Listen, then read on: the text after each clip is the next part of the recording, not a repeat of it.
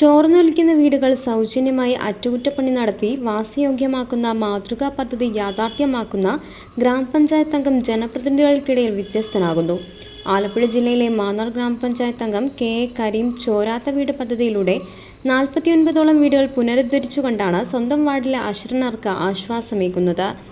മാന്നാർ ഗ്രാമപഞ്ചായത്ത് 5-ാം വാർഡ് കേന്ദ്രീകരിച്ചാണ് ഗ്രാമപഞ്ചായത്ത് അംഗവും പൊതുപ്രവർത്തകനുമായ കെ എ കരീം ചോരാത്ത വീട് എന്ന തന്റെ സ്വപ്ന പദ്ധതിക്ക് തുടക്കമിട്ടിരിക്കുന്നത്. കുടുംബശ്രീ അംഗങ്ങളുടെ സഹായത്തോടെ വാർഡിൽ നടത്തിയ സർവേയിൽ കണ്ടെത്തിയ 49 കുടുംബങ്ങൾക്ക് ചോർന്നൊലിക്കുന്ന വീടുകൾ അറ്റകുറ്റപ്പണി നടത്തി നവീകരിച്ചു നൽകുകയെന്നതാണ് ഇദ്ദേഹത്തിന്റെ ലക്ഷ്യം. ചുമട്ടുതൊഴിലാളി സുരേന്ദ്രന്റെ ചോർന്നൊലിക്കുന്ന വീട് നവീകരിച്ചുകൊണ്ട് ചലച്ചിത്ര സംവിധായകൻ കെ മധു ചോരാത്ത വീട് പദ്ധതി ഉദ്ഘാടനം ചെയ്തു. 20,000 മുതൽ 1 ലക്ഷം രൂപ വരെയാണ് ഓരോ വീടിന്റെയും അറ്റകുറ്റപ്പണിക്കായി ചിലവ് വരിക. ഈ തുക നാട്ടിലെ സുമനസ്സുകളുടെയും വിദേശത്തുള്ള സുഹൃത്തുക്കളുടെയും സഹകരണത്തോടെയാണ് കരീം കണ്ടെത്തിയിട്ടുള്ളത്. സഹായം പണമായി വാങ്ങാതെ സാധന സാമഗ്രികളായി വീടുകളിൽ എത്തിച്ചു നൽകുക എന്നതും കരീമിന്റെ ചോരാത്ത വീട് പദ്ധതിയുടെ പ്രത്യേകതയാണ്.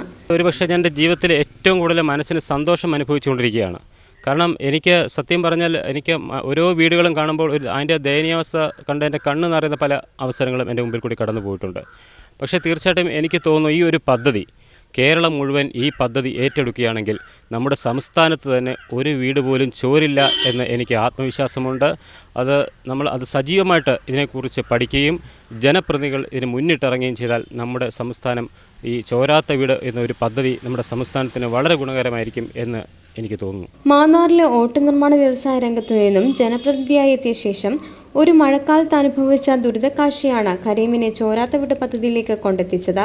കവിയും എഴുത്തുകാരനുമായ പ്രഭാവർമ്മയാണ് കരീമിന്റെ പദ്ധതിക്ക് ചോരാത്ത വീടെന്ന് നാമകരണം ചെയ്തിരിക്കുന്നത്. ഞങ്ങളുടെ വീടിൻ്റെ അവസ്ഥ പെരയുടെ മൂലയെല്ലാം പോയി കിടക്കുമായിരുന്നു. അതെല്ലാം മൊത്തം പൊളിച്ച് ശരിയാക്കി. പിന്നെ ഇപ്പോൾ കക്കൂസിൻ്റെ എല്ലാം പൊളിഞ്ഞു കിടക്കുവാണ്. അതെല്ലാം ശരിയാക്കണം. പിന്നെ ടൈലിടണം.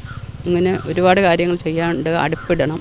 ഞങ്ങളുടെ വാർഡിൽ നല്ലൊരു മെമ്പർ ഞങ്ങൾക്ക് ഈ പദ്ധതി ചെയ്തതിന് ഒരുപാട് നന്ദി ഞങ്ങൾ രേഖപ്പെടുത്തുന്നു. 49 ഭവനങ്ങളുടെയും പുനരുദ്ധാരണം വരുന്ന 1 വർഷക്കാലം കൊണ്ട് പൂർത്തിയാക്കുകയാണ് കരീമിന്റെ ലക്ഷ്യം.